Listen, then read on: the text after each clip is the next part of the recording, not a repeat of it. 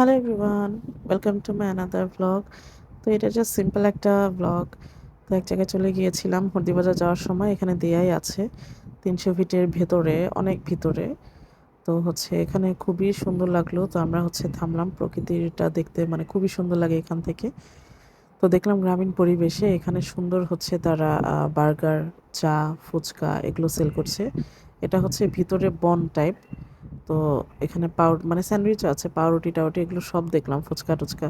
তো আমি চিন্তা করলাম সবসময় বড় বড় দামি রেস্টুরেন্ট থেকে বার্গার ট্রাই করি, কেন না এই বনের মতো এই সুন্দর খোলামেলায় প্রাকৃতিক পরিবেশে বসে দেখি তারা কেমন বার্গার বানায়। তাদের বার্গারটার দামও ছিল মাত্র 50 না 60 টাকা, এরকমই হবে, 50 বা 60 টাকা। তো যাই হোক, আমি একটা বার্গার অর্ডার করলাম, বললাম সুন্দর করে বানিয়ে দেন।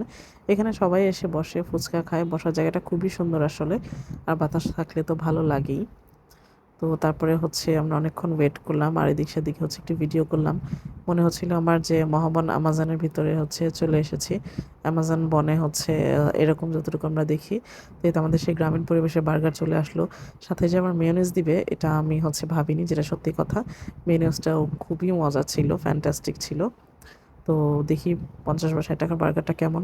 তো আমি বিসমিল্লাহ বলে যখন খুললাম, তো দেখলাম যে এই তো এই টাইপ আমি আপনাদের দেখাচ্ছি।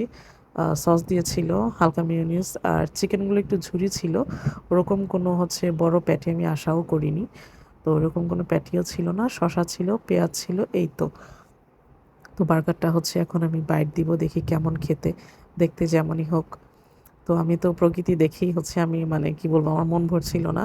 তো তারপরে আমার হাজব্যান্ড এক বাইট দিল, সে বলল যে খেয়ে দেখো, জায়গা অনুযায়ী বার্গার অনুযায়ী ঠিক আছে, চলে, খাওয়া যায়, খাওয়া যায় না তা না। তো তারপর আমরা অন্য জায়গায় চলে যাব, এখান থেকে বার্গারটা ট্রাই করে। আর কিছু ট্রাই করিনি, ফুচকাটা ট্রাই করিনি। তো আমরা সারাদিন বাইকেই ঘুরছিলাম। তো চিন্তা করছিলাম ঘোরাফেরা করি। তো যাই হোক, তারপর এখান থেকে চলে আমরা আরেক জায়গায় যাব, সেখানে গিয়ে বসে একটু আমরা রং চা খাবো। খোলা মাঠের মতো একটা জায়গা, আসলে কোথায় বসবো এটা আগে থেকে ডিসাইড করা ছিল না। তো এটা আমরা যেতে যখন জায়গাটা দেখলাম তখন আসলে ডিসাইড করলাম। তাছাড়া ইচ্ছা ছিল যে সারাদিন ঘুরবো, বাতাস খাবো, এরকমই। আর বিভিন্ন জায়গায় দাঁড়াবো, টুকটাক খাওয়া দাওয়া করবো, স্ট্রিট ফুড। তো এসে দেখলাম এখানে বিশাল বড় মাঠ, অলরেডি সন্ধ্যার টাইম হয়ে গিয়েছে। তো সবাই ঘরে ফিরবে। এই মাঠে দেখলাম অনেক ছেলেপেলে খেলা করছিল। তো আমরা এখানে বসে একটু বাদাম খেলাম, সুন্দর একটা দোকান ছিল, ওই চায়ের দোকান থেকে চা নিলাম। আমি আবার আইসক্রিম খেয়েছি।